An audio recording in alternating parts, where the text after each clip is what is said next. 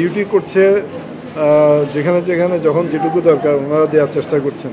তবে উনি বলেছিলেন যে অনেক লিমিটেশনস আছে, তার মধ্যে চিকিৎসকের লিমিটেশনসও একটা লিমিটেশনস হিসেবে ওনারা মনে করেন। একটু জানতে চাচ্ছি যে ডেঙ্গু চিকিৎসার খরচ নিয়ে এখন একটা মাথা ব্যথা তৈরি হয়েছে। সরকারি জায়গায় যেমন অন্যান্য আনুষঙ্গিক খরচ বা একটা দীর্ঘ সময় থাকতে গিয়ে আবার সরকারি হাসপাতালের সাইন আপে অনেক কিছু বাধ্য হচ্ছে বেসরকারি হাসপাতালে, সেখানে লাখ লাখ টাকা খরচ হচ্ছে। এটিও এখন গণমাধ্যমে খবর। এটি নিয়ে আপনার মন্তব্য? এখানে এই কথাগুলো আমরা প্রায় শুনে আসছি গত কিছুদিন ধরে। ঠিকমতো স্যালাইন সাপ্লাই দেওয়া সম্ভব হচ্ছে না, স্যালাইনের দাম অনেক অনেক বেশি, এবং সেই ক্ষেত্রে সিন্ডিকেট গড়ে উঠেছে, অনেক বেশি দামে স্যালাইন সাপ্লাই করা হয় ইত্যাদি ইত্যাদি আমরা শুনি। এগুলো হলো ইনভেস্টিগেশনের ব্যাপার, এগুলো তদন্ত করে বের করতে হবে কোথায় কীরকম দামে কী করছে না করছে। তবে এটা নিঃসন্দেহে এটা অত্যন্ত দুর্ভাগ্যজনক, কারণ যেখানে সাধারণ মানুষ কষ্ট করছে, সেখানে দূর দূরান্ত থেকে আসছে, তারা চিকিৎসার জন্য আসছে, তাদের সবার সেই রকম সামর্থ্য নেই অনেক বেশি টাকা দিয়ে সিন্ডিকেটের পাল্লায় পড়ে, সিন্ডিকেটের কবলে পড়ে তারা অনেক বেশি টাকা দিয়ে স্যালাইন কিনবে। এটা কখনোই গ্রহণযোগ্য নয়। এবং এখানে আমি যেটা দেখেছি, এখানে ওনাদের ভাষ্য যে ওনারা ঠিক দামেই দিচ্ছেন যেগুলোকে পেইং বেডে, এবং সেখানে বেশি দাম নয় বলে ওনারা জানাচ্ছেন। কয়েকজন রোগীকে আমি জিজ্ঞেস করেছি, তারা বলছে তারা সন্তুষ্ট আছে, চিকিৎসা ভালো। কিন্তু এখানে আমরা এসেছি, আমরা মূলত জাতীয় মানবাধিকার কমিশন থেকে হসপিটালগুলোকে ইন্সপেকশন করা, এটা আমাদের একটা দায়িত্ব। তারপরে জেলখানা, হসপিটাল ইত্যাদি ইত্যাদি আমরা পরিদর্শন করে থাকি, এবং বিভিন্ন সমস্যা হলে সেগুলো সম্পর্কে আমরা যথাযথ পদক্ষেপ নেওয়ার ব্যাপারে আমরা প্রচেষ্টা নিয়ে থাকি সব সময়। তো আজকে সেই জন্য এসেছি। তাছাড়া আরও একটা ব্যাপার ছিল যে এখানে আমরা কিছু অভিযোগ পেয়েছি যে এখানে সিন্ডিকেট দাঁড়িয়েছে এবং তারা প্রাইভেট হসপিটালে রুগী পার করে দেয়, এবং সেই কারণে তাদের অর্থের লেনদেন হয়। এবং আমরা যেটা শুনেছি যে এখানে ব্যবস্থাপনার ভিতরেও কেউ আছেন যারা প্রাইভেট হসপিটালে রুগী পাঠিয়ে দেন, এখানে ঢুকতে দেন না, সিট খালি থাকলেও অনেক সময় তারা জায়গা পায় না। যদি কখনো কোনো সাংবাদিক বা বিশিষ্ট কারোর সাথে আসে তাহলে ঠিকমতো পান, এই ধরনের অভিযোগ আমরা শুনে আমরা এগুলোর ব্যাপারে আমরা তদন্ত করার ব্যাপারে পদক্ষেপ নিচ্ছি।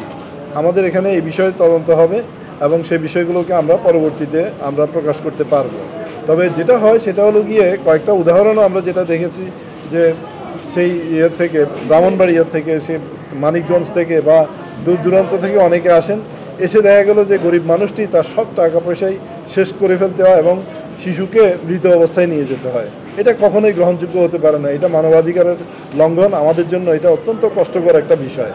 আমরা যেখানে রাষ্ট্রের অর্থ দিয়ে আমরা যেখানে বিভিন্ন প্রতিষ্ঠান গড়ে তুলছি, যেখানে মানুষের সেবার জন্য করছি, সেখানে কিছু সিন্ডিকেটের লোক এই সমস্ত কাজ করবে, এবং এমনকি এখানে আনসার যারা আছে তারাও এই সিন্ডিকেটের সাথে জড়িত বলে আমরা শুনতে পেয়েছি। এটা কখনোই গ্রহণযোগ্য হতে পারে না, এবং এগুলোকে খুব শক্ত হাতে দমন করে এখানে সুচিকিৎসার ব্যবস্থা করতে হবে, এটাই আমরা বিশ্বাস করি। কবে নাগাদ তদন্ত শুরু করবেন? আমরা ইতিমধ্যেই স্বাস্থ্য মন্ত্রণালয়ে চিঠি লিখেছি, সচিবের কাছে আমরা বলেছি, সরকারকে আমরা জানিয়েছি যে এখানে সুষ্ঠুভাবে তদন্ত করার জন্য। আর আমরা নিজেরাও এই ব্যাপারে লক্ষ্য রাখছি, আমরা বিভিন্ন তথ্য জোগাড় করে আমরা এই বিষয়ে আমরা কার্যকর পদক্ষেপ নেব। আমরা কোনো মুমূর্ষু রোগীদের সিট না এই কথা বলে কি হসপিটাল থেকে বিদায় দিতে পারে কি না হসপিটালের সামনে থেকে? মুমূর্ষু রোগীকে অবশ্যই আমার মনে হয় এটা সম্ভব নয়, এটা উচিত নয়, তাই না? এটা অত্যন্ত অমানবিক। যেভাবে হোক তাকে অ্যাকোমোডেট করে তার ব্যবস্থা করা উচিত। আমরা এই ধরনের কথা শুনেছি বলেই আমরা খুব রুষ্ট হয়েছি, আমরা খুব মনে কষ্ট পেয়েছি যে মুমূর্ষু রোগীদের নিয়ে কেনা বেচা হয়, টাকা পয়সার লেনদেন হয়, এবং সেই ব্যাপারটাই আমাদের এখন লক্ষ্য যে এটা বের করতে হবে যে কারা এই কাজটা করে। যারা করে তাদের বিরুদ্ধে আইনগত ব্যবস্থা নিতে হবে। কয়েকজন রোগী অভিযোগ করেছে যে হসপিটালের বিভিন্ন বাথরুম এবং আশপাশে বেশ পানি জমে থাকে এবং সেখানেই আসলে ডেঙ্গু মশার উৎপত্তি হচ্ছে। তাদের অভিযোগ দিয়ে তারা হসপিটালে এসেছে ডেঙ্গু চিকিৎসা করাতে, কিন্তু হসপিটালে বিভিন্ন স্থানে পানি জমে রয়েছে, যে কারণে সেখান থেকে ডেঙ্গুর উৎপত্তি হচ্ছে। এবং আপনারা সেই জিনিসগুলো কোথাও চোখে পড়েছে কিনা, নোংরা পরিবেশ অথবা নোংরা পানি? সেরকম কিছু আমার চোখে পড়ে নাই এখনো, তবে সেটা অবশ্যই অনুচিত। সেরকম যেখানে হয় সেখানেই যদি আবার ডেঙ্গুর উৎপত্তি হয় তাহলে তো অবশ্যই অনুচিত। আমি ডাক্তার সাহেবকে সেটা আপনাদের মাধ্যমে আবার আমি স্মরণ করিয়ে দেব যে সে ধরনের কিছু যাতে না হয়। এখানে রিনোভেশনের কাজ চলছে, বিভিন্নখানে ভাঙাচুরা ফার্নিচার পড়ে আছে, কোথাও কোথাও হয়তো পানিও জমতে পারে, সুতরাং সেই বিষয়টিতে অত্যন্ত সতর্ক থাকা উচিত।